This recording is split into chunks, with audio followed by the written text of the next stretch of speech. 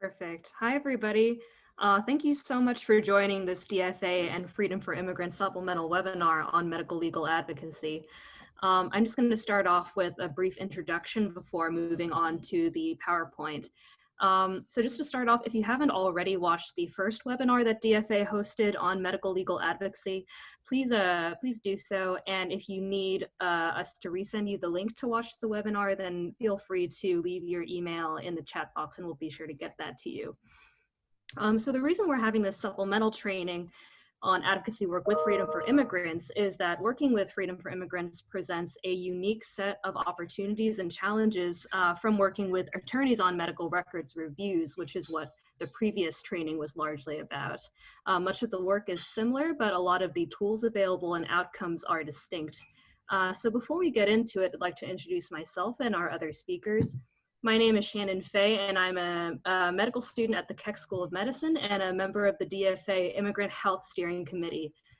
Bria Fisher, who will be speaking later on targets and outcomes, is also an MS4 at Keck and a member of the DFA Immigrant Health Steering Committee. And finally, I'm very excited to introduce Sophia Cassini, who is Director of Visitation Advocacy Strategies at Freedom for Immigrants. Her work with Freedom for Immigrants focuses on developing community-based visitation and human rights monitoring programs around detention centers throughout the South. She leads advocacy efforts pushing for detention abolition and system change in partnership with community organizations, attorneys, medical professionals, people currently and formerly detained, and their families. Sophia holds 2 decades of experience working with immigrants, refugees, and survivors of domestic violence and sexual assault. She also brings deeply personal experience with her own father, an Italian national, suffering detention and deportation due to unjust criminal and immigration policies. And so with that, Allison, if you could give me screen sharing, then I'd love to start the PowerPoint. Hi, everybody. Perfect. Thanks so much. First of all, thank you so much for being here. Yeah, our team at Freedom for Immigrants is very, very excited about this collaborative. I'll give a little bit of background. So Shannon, thank you, already gave a bit of an introduction. I've been doing immigrant rights work for many, many years. And then as Shannon mentioned, my own father was placed in detention, which gave me a whole different lens on the detention center experience on behalf of a family member, and also some of the kind of ways in which it operates and the ways in which things like medical neglect are able to happen inside the centers that need to be addressed. So what I'm going to do right now, I want to show you, this is a piece of our website. It's called our Interactive Detention Map. And what I want to show you here is this is all the facilities around the country with detention centers. You have different categories down the side. You see facilities with COVID-19, down a bit further, inadequate medical response and health services. So the way Freedom for Immigrants operates is all around the country, we train community members to do human rights monitoring in detention centers. They meet with people detained, they do pen paling, phone calls, build trust, and from that, learn about the experiences, what people are facing inside of the detention centers. We also have a hotline where we get calls from all over the country. It's free, it's legally unmonitored. Actually, ICE, Immigration and Customs Enforcement, tried to shut it down in retaliation. We were on the TV show Orange is the New Black, which many of you may have seen. And they tried to shut it down. We sued them, we won, and so it functions in every center around the country. Where this intersects with medical is many of the calls we're getting on our hotline are from people experiencing medical neglect. And as Shannon said, the uniqueness of working with community in a community organization like ours is in the vast, vast majority of cases where people are detained throughout the United States, and I'd say specifically in the South, because the South is what I call a lawyer-starved area. In places like New York, California, you guys have so many attorneys. Louisiana, you have like 13,000 people detained and 10 pro are attorneys. Like, the numbers are absolutely staggering when you look at the lack of representation. And so the vast majority of people who connect to us for Freedom for Immigrants, they get our hotline from our family, somebody passes it to them, a community group is going in and meeting them and is able to build that trust where, even though they fear retaliation for speaking up against their medical needs, and it's a very, very real fear. There have been recent investigations from even the Congressional Oversight Committee on Homeland Security that showed when people are expressing medical needs, one of the greatest outcomes is being placed in solitary confinement. And that's for asking for medical care. So it takes enormous courage for somebody to say, I need help badly. And yes, I'm willing to, do an advocacy letter, do a complaint, speak out about my needs. Please help me. That takes a lot of courage and it takes a lot of relationship building. And so with the cases that we're working on, I'd say the vast majority, they either don't have a lawyer and they're never going to have a lawyer, but they still have acute medical needs. And there are tools and advocacy that we can do as Freedom for Immigrants, community volunteers, and you guys as medical professionals to help them get the support they need. Or they do have attorneys, and either there's a couple situations, at times the attorneys, they share with us what the medical problem is, but they don't actually want to be front facing with the detention center because they're worried about access for themselves and for their future clients. So if they are advocating for somebody, the detention center, the warden, or the ICE officials may make it much more difficult for them to do their legal job for that person or for other people detained. The other thing we sometimes see is attorneys, when people do have representation, are just really focused on that immigration case, and they may not actually even be aware of the medical issue going on, or when it's raised to their attention, they said, I can't, I don't have capacity, please handle it, but I can't do it. And so where that leaves us is the vast majority of people in the United States not having representation, especially where the South, where we get the majority of calls for assistance. And I would say the majority of examples of medical neglect and abuse do take place in the South of the United States, although not all. And so we've developed this, this training, this interactive partnership between community advocates, our organization, and you guys as medical professionals in order to meet that need and still support people who are unrepresented in our US immigration system. Let me pass it over to Shannon to talk a little bit about the physician kind of consultation. I'll speak a little bit about advocacy support, and then I want to pass it over to her from the doctor's side. So when we're working with people detained, you have to imagine it's us. I mean, I have 20 years experience, but I am not a medical professional. I do not know if someone is coughing up blood, if somebody has diabetes and they give me the name of a medication.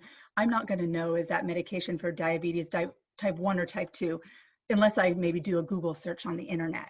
I mean, that is imperfect at best. It is not the way we want people's medical care handled. And so when we can work with physicians like you guys, you take very skilled community advocates who have built this trust and understand all of the ICE regulations, because ICE has medical policies they are supposed to follow inside the center. And then doctors like you can help on a number of fronts. One is to help us gain understanding on the severity of an issue. We had a man quite recently, he was on the border of the United States, and he had been beaten by Border Patrol, and his arm was broken in multiple places and it started to get infected with pus. So what happened is I didn't know that he was in risk of dying from the infection. I had an idea he might be at risk of losing his arm. It took a medical professional to tell me, no, Sophia, this is life and death. This is not just his arm. He needs immediate care. So the doctor's consultations are very important. Shannon, I see your screen sharing. Can you go back to the other one, please? Oh yeah, sorry, my mistake. Thank you. Long letter. Not a problem. Not a problem. I want to go back to the ways in which that doctors can be supportive. So one is just advice is incredibly helpful. Um, can you go back, Shannon? Oh, sorry, I thought I It's was. okay. This No worries. share, new share. We're going to get to that. What Shannon is showing is an actual example of a doctor within the Doctors for America who worked with us on one of these medical advocacy letters, but that's jumping ahead just a little bit. The other thing we really need medical professionals to do is help us with medical records reviews. So one difference between working with a group like ours and a group with attorneys is attorneys often can get medical records very, very easily from a detention center. It is someone's personal right who is detained as an immigrant to request and receive their medical records. It's their right. It's in ICE policy. It's in the detention standards. However, what we know is in practice, it's very, very challenging for somebody to get their medical records detained.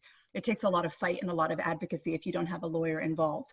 So cases you're working with, there may or may not be medical records. Where there are medical records, having a doctor review them is incredibly helpful, and then be able to share based on your years of experience what you're seeing from the medical records. Where we are not able to obtain medical records, sometimes what we have instead is we may have been talking to this person for 2 months and they've shared all kinds of symptoms and experiences. Maybe they hit their head and they've been vomiting, they're experiencing dizziness, they may be having a swollen breast, and your ability as a doctor to hear these symptoms, you may not be able to say definitively what it is, but you can absolutely say, based on what I'm hearing, there is a possibility that this could be cancerous, and this kind of screening would be necessary to rule out that possibility. So you can use your medical expertise, listening to the symptoms of what people have been reporting for quite some time to us, our organization, either via our hotline or through the community groups, to be able to weigh in on what could be the issues and what kind of care might be needed for that individual. The final thing that can be very useful, so consultation, medical record review, doing medical advocacy, even absent the medical records, but based on your experience and on the symptoms presented, helping to develop a medical advocacy letter with Freedom for Immigrants. And Shannon is about to go over that medical advocacy letter. We've developed a full template. And then the last thing I'll share is there are moments when we raise this to the attention of press.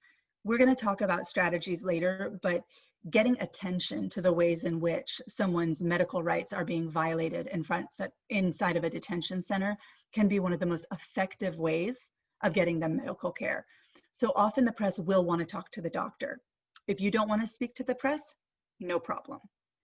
If you do, your voice has so much credibility in our country that for a doctor to say, I've reviewed the medical records, I can see they need surgery that they're not getting, this is what should be done, which is not being done in this case, it has enormous weight. And so where you're willing and able to speak to media, that is very, very useful in lifting up the medical neglect that could be happening inside of an ICE detention facility. So let's take a step back. Shannon, can you go over the medical advocacy letter that we've developed between Doctors for America and Freedom for Immigrants? Of course. Can everyone see the letter right now? Mm-hmm. Okay, great. So this is the template letter. This will normally be on Freedom for Immigrants letterhead. And most of this that I'm scrolling through will be written by the advocate from Freedom for Immigrants that you're working with. But the physician will usually fill out the section that hopefully is in the middle of your screen that starts out as you can see in the enclosed documents, name suffers from X. And so this is the section that the physician will usually be writing about the patient and their condition. So as Sophia already went over, before you receive a request for a medical advocacy letter, if there aren't any medical records available, then a volunteer with Freedom for Immigrants will usually have obtained some information to start off with. Information including what is their condition, what symptoms are they showing, what medications are they on, how long has the issue been going on, have they asked for help already, and how long did it take to get medical attention if they've received it at all. And so in the absence of medical records, you'll usually have a certain amount of information to go off on, which you can use to draft this letter. And so again, the doctor usually fills out this section in the middle with starting off with a brief explanation of your experience and credentials. So for example, my name is Dr. X. I've been working in X specialty for X number of years, and I'm affiliated with X institution. And then you describe what the issue is and what the perceived medical need that has not been met is. And so an example of this could be, this is a patient who's been experiencing shortness of breath, cough, and fever for X number of days. And they have not received any medical care or attention, and this is concerning because of, for example, concerns about COVID-19 or infection, or the threat of grave illness, anything that would seem outside of the standard of care according to your expertise. And then that's basically it. And then Sophia, do you have anything you'd like to add about the physician's contribution to the letter? Yes. Let's go first to the beginning of the letter, if that's okay. I just want to share who this is going to. So this letter is going to the ICE Field Office Director. They're the person responsible for care in that facility, but actually within the whole region. So they hold the most amount of power in asking for immediate action to be taken inside of a detention center. It's going to the warden over that facility. And then it's going to the Office of Civil Rights and Civil Liberties. The reason it goes to Office of Civil Rights and Civil Liberties is this is a medical advocacy letter, but it's also a civil rights complaint. Because in these examples that we're sharing today, and if you are asked to support on a case, it's because there is medical abuse and medical neglect happening. It is somebody who has been asking for care and not receiving it, or the doctor has already told them they need surgery, but ICE is unwilling to pay for that surgery, and they're getting sicker and sicker by the day. So we have, if you go down a little bit, we lead off, thanks Shannon. Yep, we are gonna talk about legality too, so people can hold that. We're gonna actually name it to everybody, so I can see in the chats, thank you very much, but we're gonna talk about that.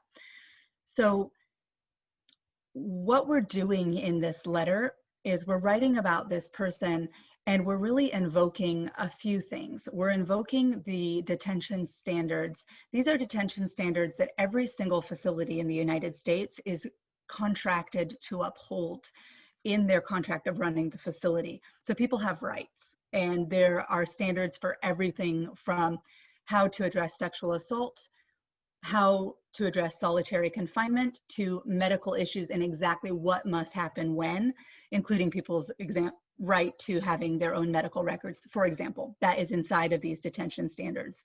So when we're building this letter, we're looking at the issue at hand, and we're looking at the part of the detention standard that corresponds to their rights, and we're calling out the discrepancy between that.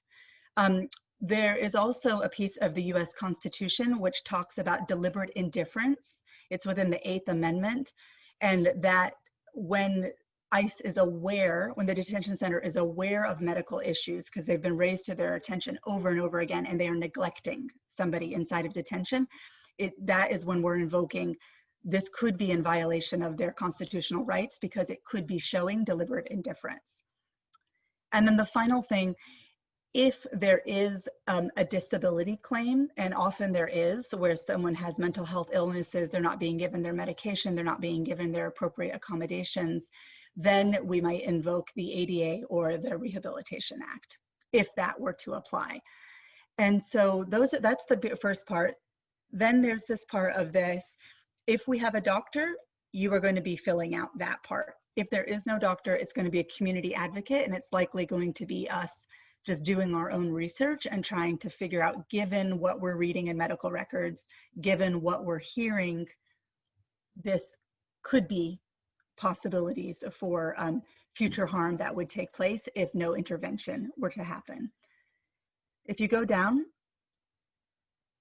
and you can see these are very, we're just literally pulling the detention standards from ICE's own site and showing them.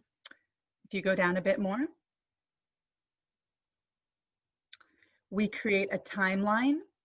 That timeline is either going to be based on what's in the medical records, it will be based on calls to our hotline, or both, or testimonies to advocates. So we might say, on October 5th, so-and-so reported that they have been throwing up blood for 2 weeks. They've asked the medical facility for support, and they told them to drink extra water. That's very common, that someone will have a very serious illness and just be told to drink water or take aspirin. Very, very common. So then we might say, hotline call, 1 week later, person fainted, they're having trouble moving from their bed. I'm just giving some examples. They're kind of incongruous right now, but we will sometimes hear from people once or twice a week with ongoing medical issues, and escalating. They're getting more and more and more serious. We're getting more and more alarmed as community members.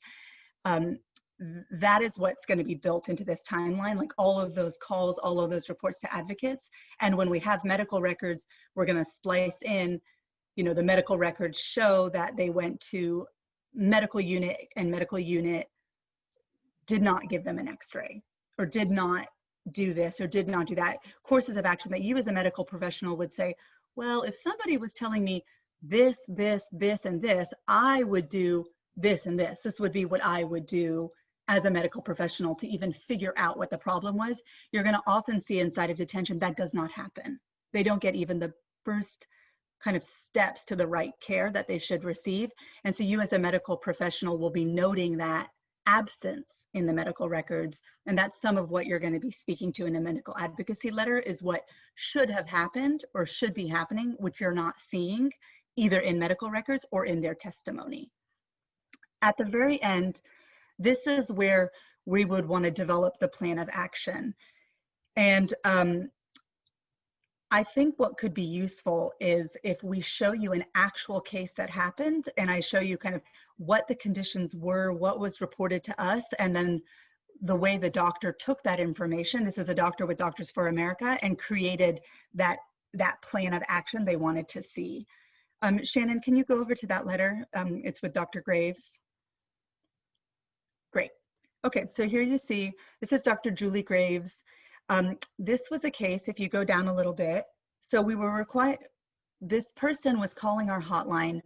They had a swollen breast, they had swollen testicles, they could not get their medical records no matter how hard they tried, but they were really, really suffering, and they had been suffering over time, and they were calling our hotline continuously, and it seemed to be getting worse and worse. And so finally what they told us is they finally did get to see the doctor. They were sent for surgery, and they were turned back because ICE said they wouldn't pay for the surgery.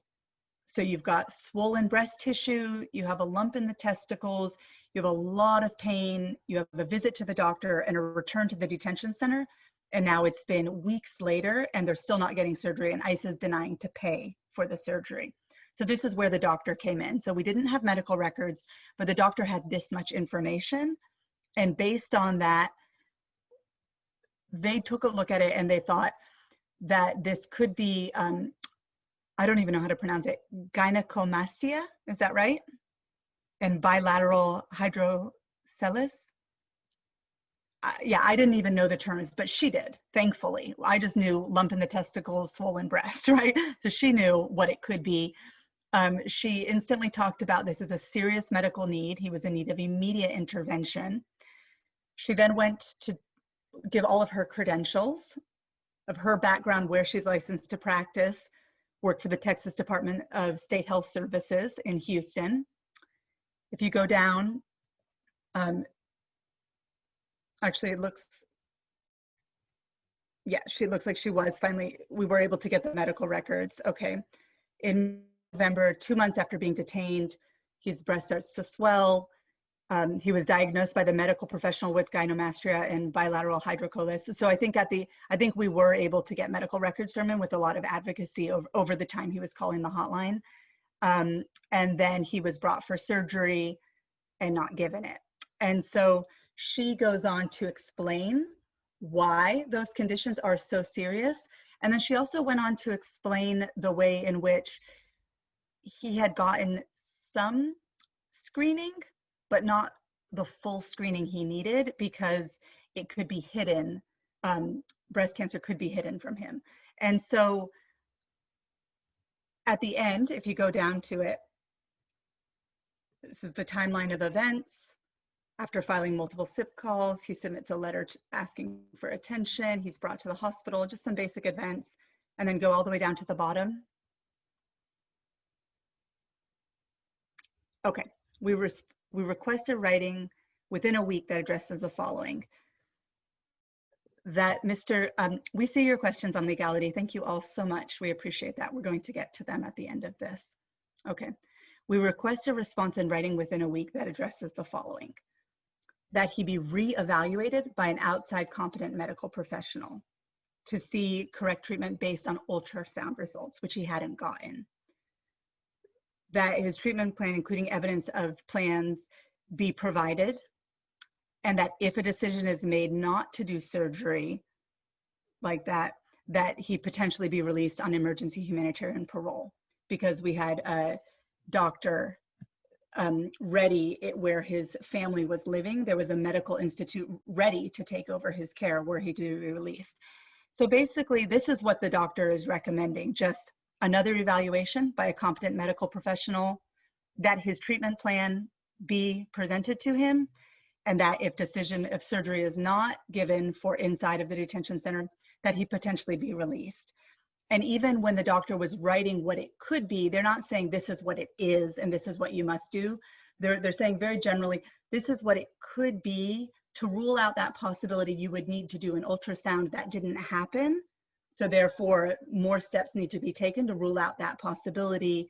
And if it is this, these are the possible consequences of that disease or of that condition.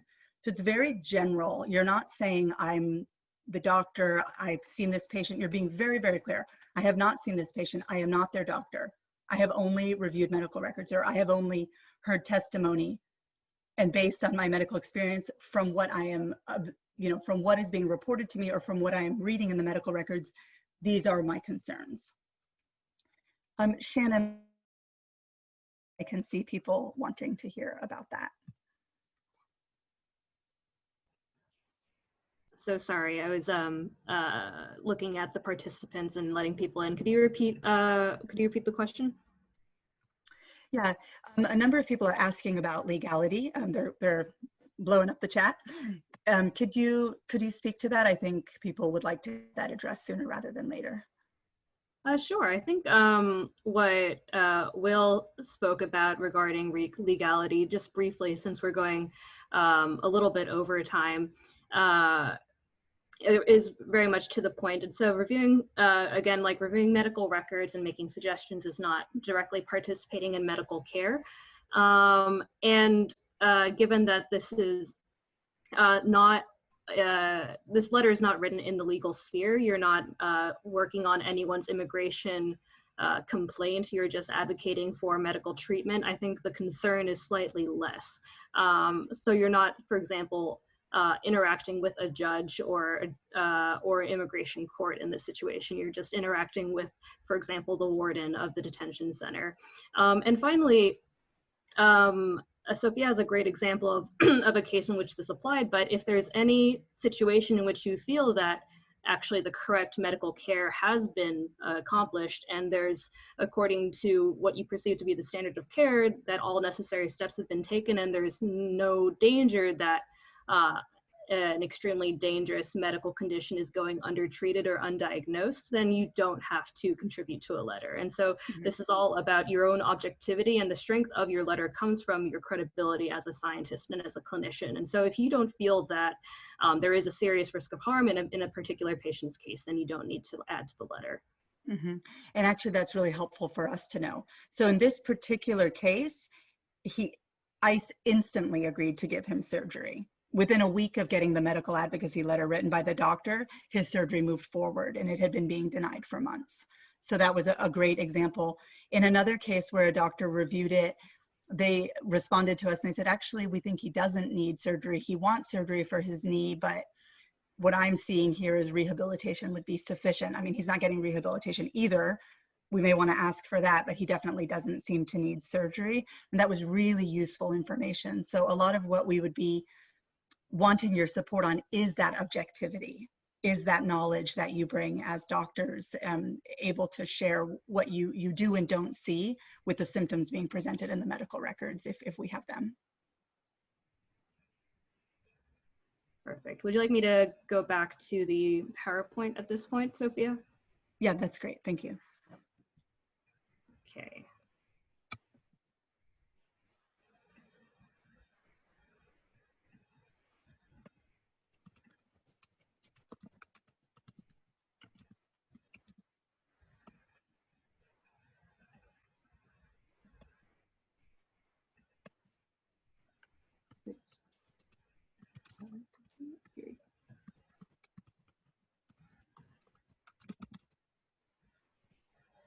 So I'm going to keep this brief just because I know that we all have things that we need to get to tonight. But as Sophia and Shannon have both mentioned, the way that these advocacy letters differ from other ones that you may have written in the past in the form of expert declarations or testimony or affidavits, things like that, is that these are truly just medical advocacy letters, and the targets of these, as they mentioned, are the warden of the facility that you're writing, that the individual is detained in, the Civil Rights Division. As Sophia mentioned, these are civil rights complaints in addition to medical advocacy letters.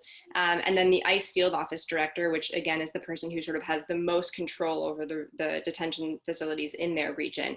And so those are the three people that you're really targeting these things towards. And the reason that we target medical advocacy letters towards these individuals is that they have a stake in this, right? So if you're the warden of the facility and you receive this letter from a physician who is making very credible and sort of objective statements about the care that they think that someone is missing out on, you would be concerned about your facility essentially being flagged as having these civil rights complaints lodged against it, and then sort of drawing an investigation by the Civil Rights Division. So the wardens definitely have a stake in this.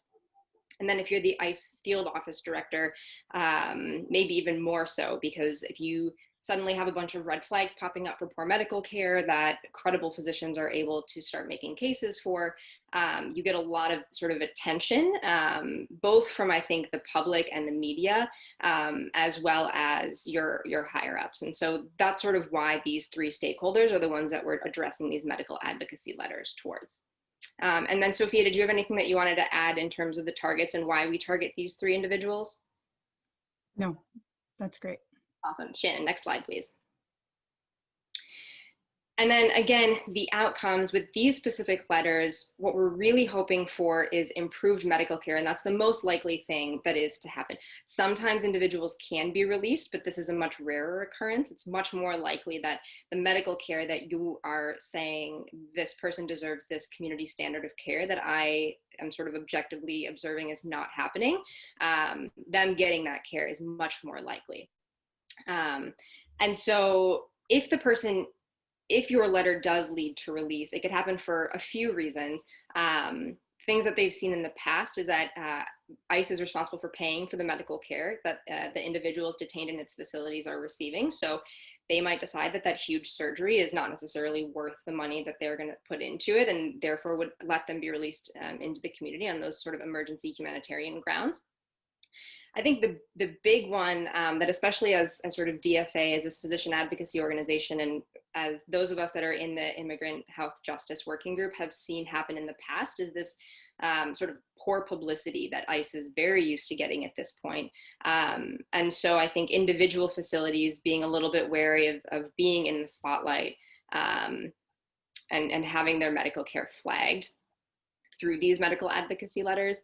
And then additionally, like political pressure that can happen as a result of these, and as a result of if you choose to speak to the media. Those are all sort of reasons that an individual might end up released from a facility. But again, remember, these letters are more so saying, I think this person isn't receiving the standard of care that they deserve to be receiving. And the more common result is that they get the medical care that you're saying that they need to get. And then next slide. And then these are just a list of resources. These are all linked, and we'll make sure that you all have access to this PowerPoint after the fact. We sort of made these slides thinking that you would refer back to them later. So you'll notice some of them are pretty wordy, but what we wanted is for you to sort of have this comprehensive resource for those of you that are going to engage in writing these medical advocacy letters with DFA and Freedom for Immigrants. And so you'll have access to these links, including the letter template that Shannon shared on her screen before, but you'll have that to sort of work off of if you choose to work with us. So Shannon and Sophia, if you guys have anything to add.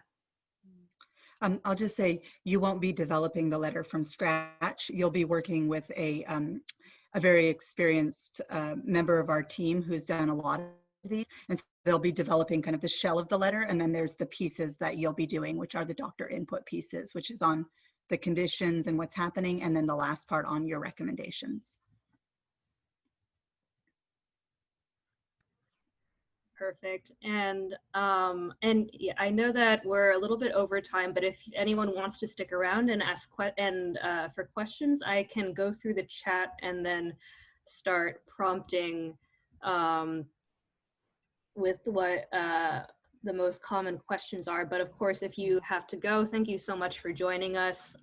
We're really, really excited for this collaboration for Freedom for Immigrants and for the amazing work that we all know needs to be done out there in the community. So again, if you want to stick around for some questions, then feel free to stay. But otherwise, thank you so much for joining us today. Yeah, I second that. Our whole team is very, very excited. We have a lot of acute medical emergencies that come our way every week, literally. And so this collaboration with doctors is just really critical. And I think we all know things have been getting quite a bit worse in the detention centers, and we are seeing a lot more deaths happening. So where we can have doctors helping to avoid possible deaths, let alone negligent care, is just critical at this time period. So thank you very much. And also, if you need to head out but you also have some questions, then please feel free to send us an email. And I'll put our email in the chat as well.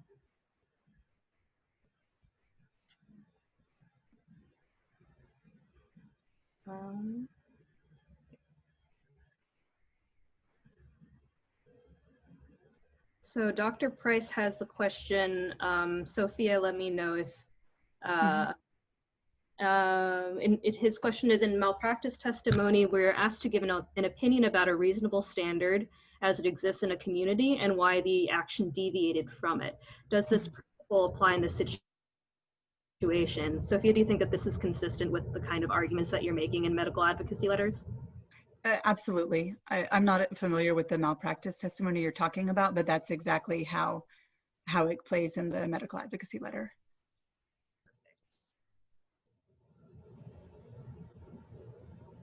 And then Dr. Goldman asked, how do we get a copy of the forms and the number for the hotline? I would be happy to put the number for the hotline into the chat. We have two numbers. We have the number that people can call from inside detention, which I'll place in here. And then we have a family and an advocate number that people can call from outside detention. That one is not free. Whereas this one that I'm putting in right now is a free number that anybody can call from inside detention. And she also asks, if I don't feel I'm the appropriate doctor to review the case, can I say it should be done by another doctor? Yes, absolutely. We'll do our best. We've created a referral form with Doctors for America. And so we'll do our best to share what kind of doctor is needed, like with what specialty. Just know that we may not know as community members really what the issue is. So I think your team at Doctors for America will do their best to take our referral and try to figure out which doctor to match them with. Perfect. And then Dr. Lamb asked, can I share the webinars with colleagues who may be interested? Absolutely. Please feel free to share the recording. We'll make sure that the link to the recording will get sent out promptly. And then, let's see. And then the links and the PowerPoints will also be sent to you as well. And then finally, will the cases given to us be more geared towards our specialties? I believe so, Sophia, is that correct? I think we'll try. We'll do our best to know what specialty is needed, and I think those who are going to review the referral form will also be looking for that. It may depend also on availability, but yes, that is definitely the goal, is to match a case coming with the specialty of you guys that you have distinctly. Psychiatrists. I'm seeing the question about how often do we need psychiatrists. That's a different thing. I mean, we need psychiatrists all the time. Like, people are constantly sharing with us mental health issues that are going unaddressed, including many levels of it. But I don't know how often we would have a psychiatrist, right? Yeah, we had a man who tried to commit suicide the other week, and he had been asking for mental health services for a long, long time. And he had come into the facility saying he was schizophrenic, received no medication, no care, no mental health care, and then did try to commit suicide and still wanted mental health care afterwards. And so that was a very recent medical advocacy letter we did. We didn't have a doctor, so we just did it as community.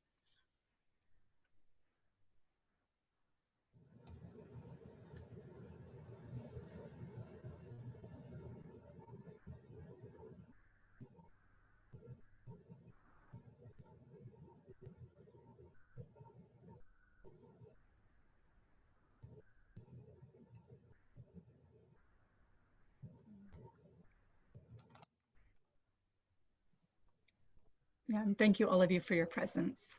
Thank you very, very much.